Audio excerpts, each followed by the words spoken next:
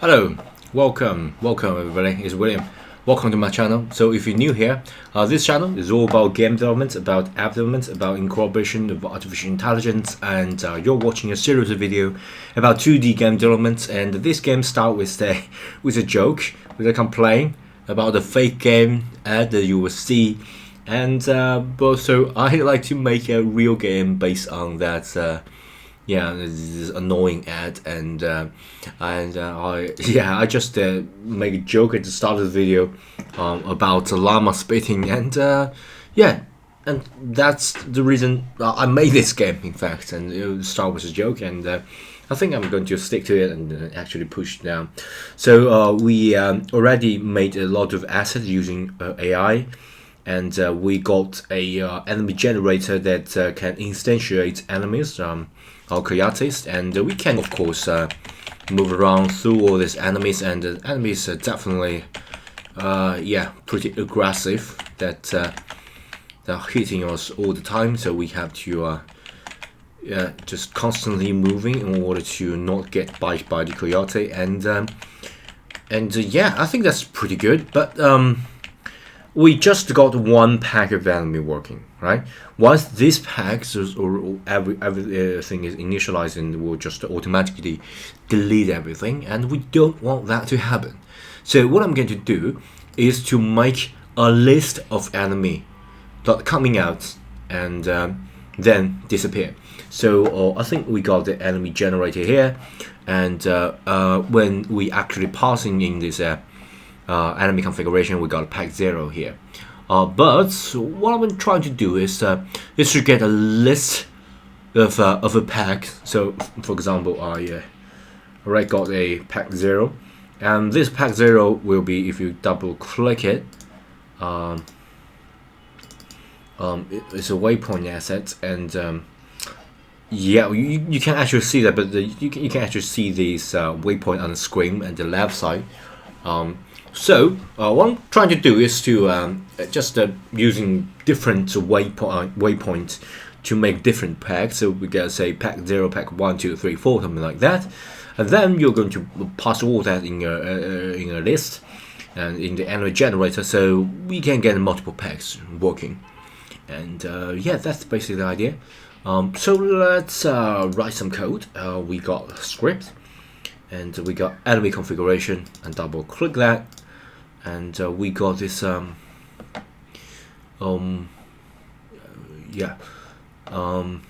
got this enemy generator, sorry, and we're passing enemy configuration here. So instead of just using a specific enemy configuration, what I'm going to do is to make a list. Of course, you're going to use the serialized field in order to pass in the info, and I'm going to get a list of enemy configuration. So enemy configuration, instead of a scriptable, sorry. I think I'm going to pass in a list of enemy configuration, and so scriptable object, and then I'm going to call it enemy configs, and since we already got the list of enemy configuration scriptable objects, we don't necessarily need this specific enemy config. Okay, so what I'm going to do is to we don't need to pass it. Okay, so we can just say enemy configuration will be enemy config, and we can just use that. And of course, between the different packs of enemy, we can have a time in between. So what I'm going to do is to say serialized field enemy config index. We don't need that. Let me just put all the serialized field together, and that will be float, because it will be a specific time for that, and that will be a spawn interval. I'm going to say pack spawn interval. So pack spawn time. Yeah, I think pack spawn time will be good. So 5. Yep. I'm going to make it a little bit compact, so I'm going to change that to 1 rather than go with the compiler set 5. And since we got the packs configuration ready, we can change just the simple generate enemy to generate packs. So what I'm going to do is to change that to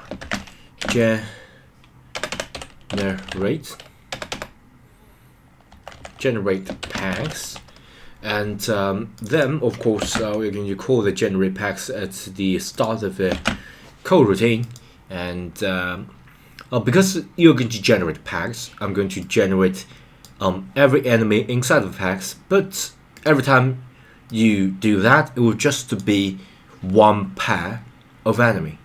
But we got multiple packs that inside of this enemy configuration list. So what I'm going to do is to make another for loop inside of for loop. So it will be a nested for loop. So for each, then block variable in collection. So what I'm going to do is to just delete that. So what I'm going to do is to, compiler is really smart. You know that the enemy config scribble objects, and we got enemy config. Yeah, that's pretty good. In our enemy configs, that's perfect. And then this enemy config will be enemy yield code routine.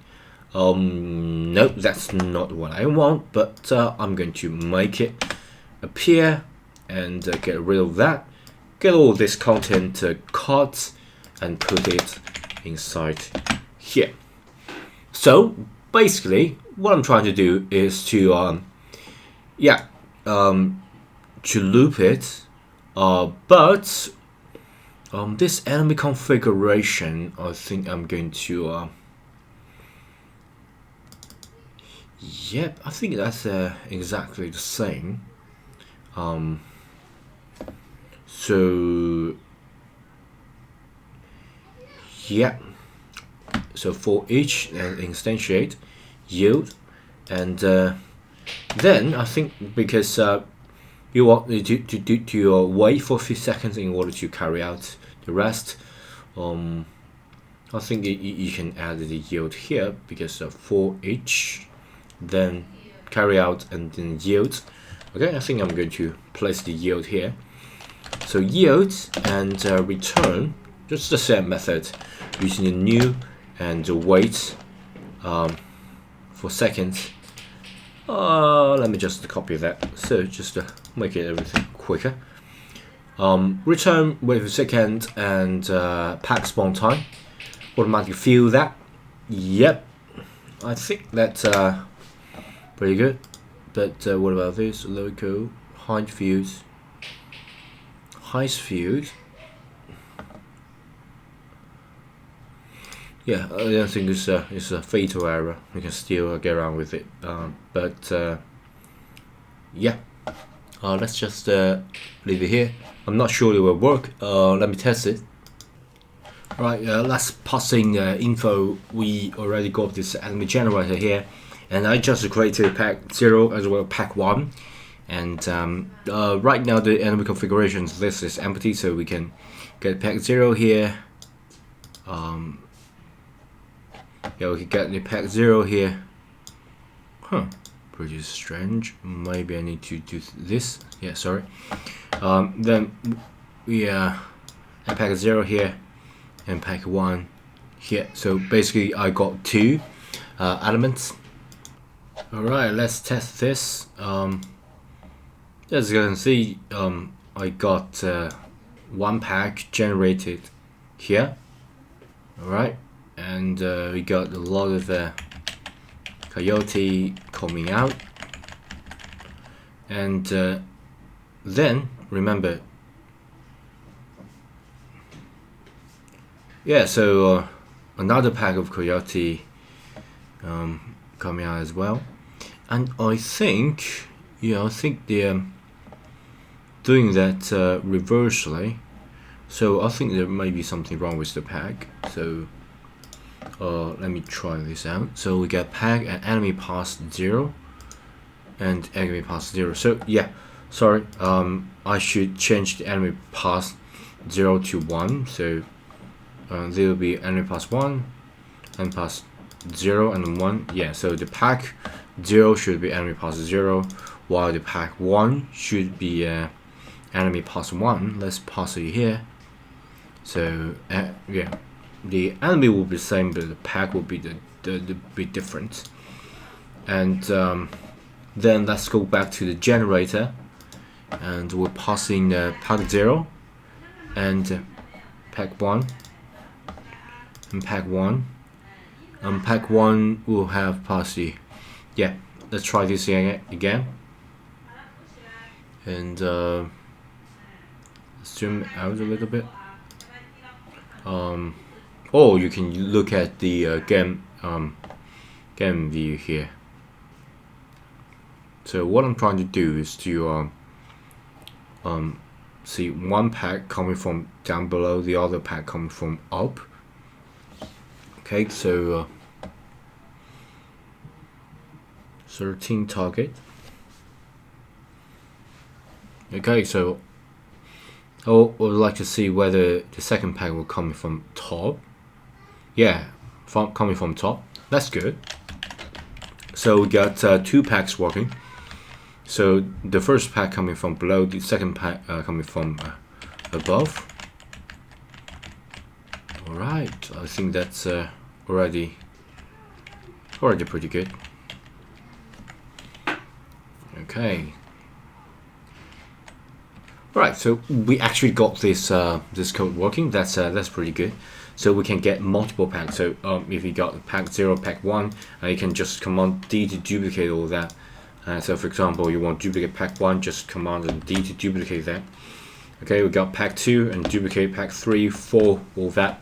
And inside the pack, say pack 2, double click it, we got this enemy path 1. Alright, you can use a certain path 1, 2, 3, 4. And then we got your enemy path prefab 0, 1, you can duplicate 2, 3, 4, something like that. And you can change that accordingly. So 2, 3, 4 would be the same because we just duplicate this. And of course, you want to change it. You can always go to the prefab, and you can say you want to flip it. You want to flip it, or you can say I don't think the X flip will be too good because it will come from the back of your player. That's not good. So normally I just flip the Y-axis, and then once you are satisfied with it, you can go to the generator and get say we got 4, 5. So basically got 5. So I can change that to 5. Sorry, change that to 5. And right now 0, 1, and then say 2, okay, and 3 and 4. So starting with 0 and with 4, so it's 5. And spawn time you can say 0 or 0.5, just to make it more compact. And at each of the pack, and double click and change the prefab. Okay, and yeah, and of course you can change each pack's spawn interval, randomness factor, minimum spawn time, something like that. And then you got yeah, in theory you can have as many packs as possible to get the multiple packs enemy working and generating and destroying at the same time. Once you got a certain say certain pack working, and you can just duplicate it and make a lot of the instance coming out and destroy. Okay, so that's a really a good way of making, especially a really complex multiple enemy attacking wave to it. So you can of course change any of this pack to a different enemy. Okay, so you can not only just use enemy 0, you can say attach certain boss level enemy here, and then say at the beginning you'll get a boss level enemy, and then the rest will be just a coyote, something like that. We got a big wolf coming out, and then just the rest of it really small enemies. You can do that. yeah, that's all depends on your design. Okay, so this is more like a design thing rather than a coding thing. So yeah, so I think we already set out what we yeah, we already achieved what we set out to do. And don't forget, the best way to support this channel is to subscribe and give this video a thumb up. Thank you so much for your support, and I think I will see you at the next video. Bye.